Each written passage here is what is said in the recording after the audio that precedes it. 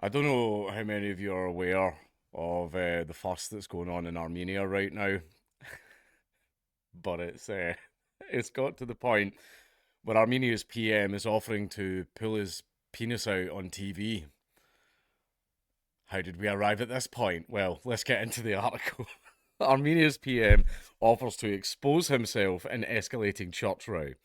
A bitter standoff between Prime Minister Nikol Pashinyan and the Armenian Apostolic Church has seen mass arrests, allegations of a coup plot, and an extraordinary offer by Armenia's leader to reveal his private parts to prove he is a Christian.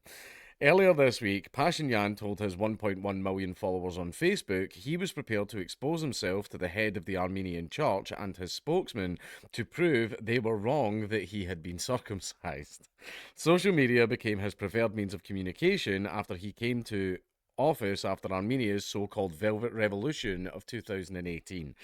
Pashinyan faces pivotal elections next year, and the church has become a prominent anti government voice since Armenia was defeated in a 2020 war with neighbouring Azerbaijan.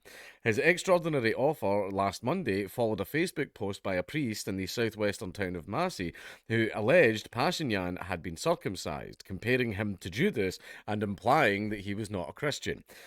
I believe that our Apostolic Holy Church must immediately cleanse itself, said Father Zari Asheryan, of those false believers who have betrayed the nation, dishonoured the memory of their ancestors, violated the baptism, and replaced the seal of the Holy Cross with the sign of circumcision.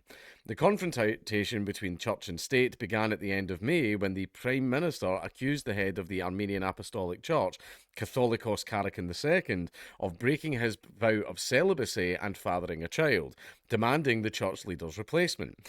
The church released a statement accusing Pashinyan of undermining Armenia's spiritual unity, but did not address the claim about the child. Government affiliated media subsequently circulated photos and names of Karakin II's alleged daughter, while Pashinyan established a coordinated group to organise the election of a new church leader, despite constitutional provisions guaranteeing separation of church and state. When Karakin II returned from a trip to the UAE last week, hundreds of supporters gathered at Yerevan airport chanting Vehapar, Pontiff. He called for unity and restraint, saying they would overcome this difficulty together.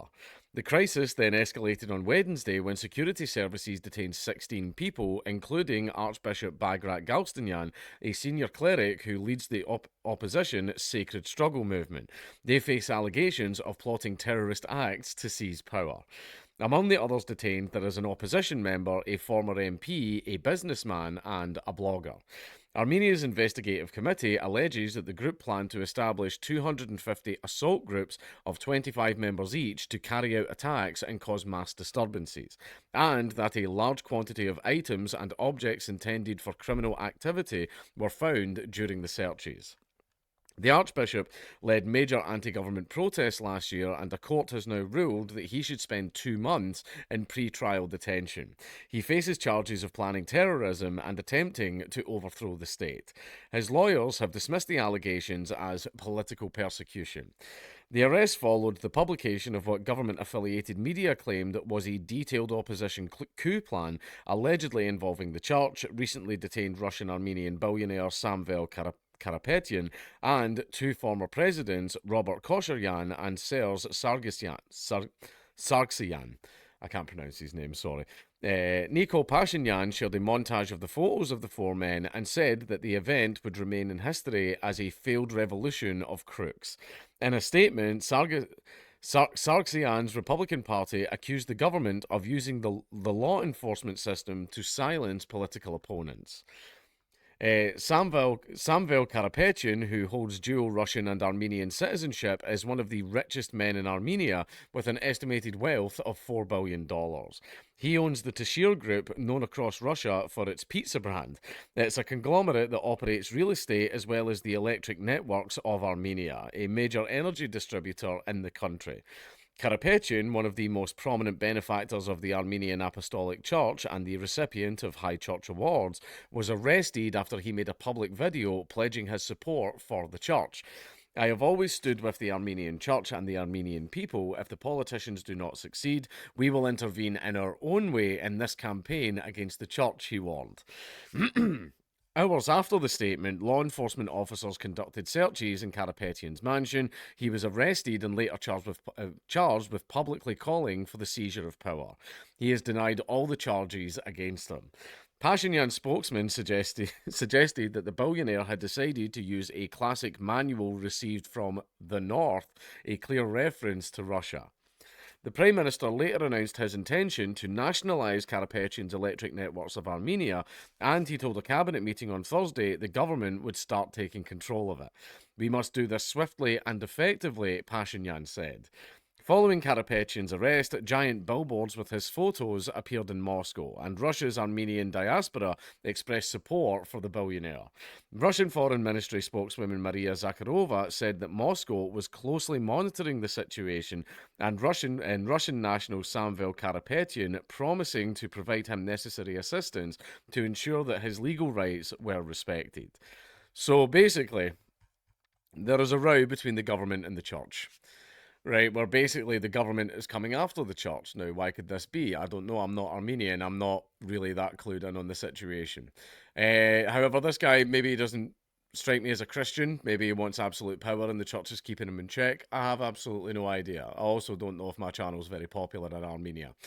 It'd be nice to have an Armenian pop up in the comments to explain the full situation, because I want to know how I want to know how this arrived at the point of a little disagreement between the church and the government, and it's got to the point where the Prime Minister is going to get his dick out on TV. I want to know how we arrived here. I really imagine if he actually does it. He better not pussy out. You know, you can't do that now. You can't do that now. Lots of people on the internet have seen man. You can't pussy out.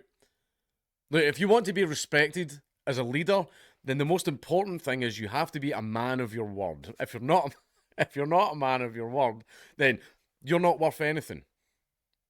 Right? A man has to stand by the words that come out of his mouth. Right?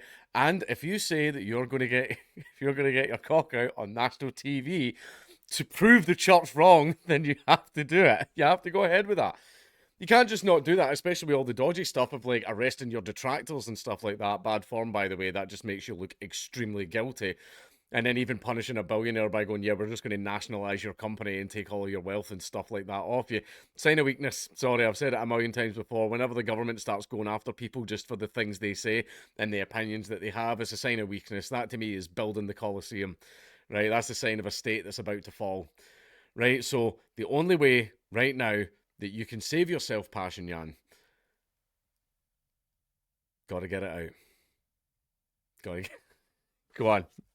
You need to get your Bobby out on TV, son. Your words, not mine.